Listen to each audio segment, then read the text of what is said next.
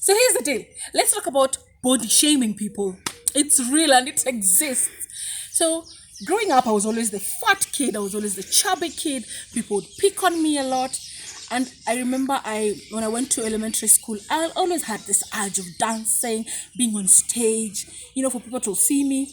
We had a musical audition, and I auditioned for the part. I did very well. People started clapping. I felt so nice about myself. But later, after the auditions were done, my elementary teacher called me aside and told me, Emma, you can do this, no doubt. But the only problem is your big body. So I walked out of the classroom. I ran home. When I got home, I told my parents about it. They just started laughing. So I couldn't understand why they were laughing. And they told me, that teacher does not know what they're missing because I'm very good and I can do the part. So fast forward to junior high. There used to be this kid who used to bully me a lot and would beat me. But I used to take it in. I never told people about it, and the bullying continued until a time that I got so fed up with the bullying. I was so furious. I beat up this kid mercilessly. And I remember I was called to the principal's office. I was advised. It became a huge fuss. And I learned that the only way to survive in that school was having a hard skin myself. And without noticing, I slowly started becoming a bully. And I would bully people. I wouldn't take shit from people. And I remember senior high school, I was privileged to go to one of the best schools in the country. And I was this bully. I don't know. I just can't even relate. I became a very bad bully. And I was made the dining hall captain in the school. I went to Loreto, you guys. I was made the dining hall captain. So I had direct access to food, and I would eat, and I became even more bigger, and I was this huge girl. People would fear me. Some would even stop calling me names because people used to call me all sorts of names. Kanono, Fatso, Enoni Momo, Fatty Bom Bom. And now when I became this huge girl, they all stopped.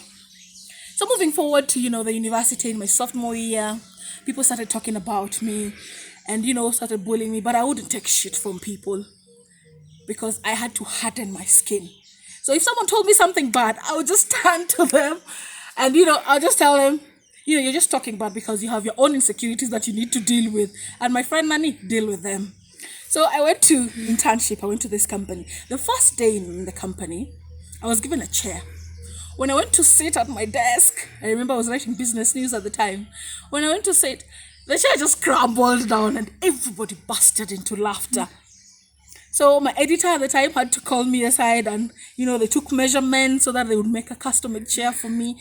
And it was always a tussle. Every time we had meetings, I'd carry my chair to the meeting room and carry it back.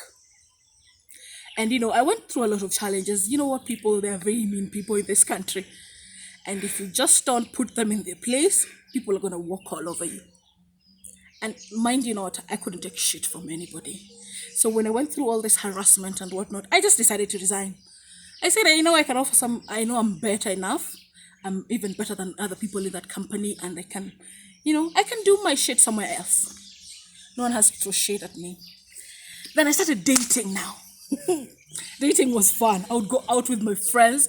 People would, ask me out, and I'd go out and had, the time of my life. But I remember there's this time I met this guy who I wouldn't mention his name, but he was very mean to me. He even started telling me that he was doing me a favor for being my boyfriend, and that I would be paying him for being my boyfriend because no one would date a huge girl like me. Hey, my friend, do you know what I told that guy? Hey, I never used to talk back at him, but when he just continued with the body shaming, the shining and whatnot, I couldn't take it anymore. And I told him, Nani, Tembea, you're not the only man in this country. I mean, there are lots of people out here, and there are people who would appreciate being plus size and they'll love it. So if you can't love it, my friend, take your shit somewhere else. And my sister normally says, people who body shame you, they're just hard-die fans in denial. So they better go to therapy and take their toxicness somewhere else. And you know what, guys? Life just started becoming better. People still ask me out, the people who love me for the way I am. And let me tell you, I'm not apologizing for it. I am a big girl. I love myself. If you're going to love me with all this. The beauty and the tummy as well.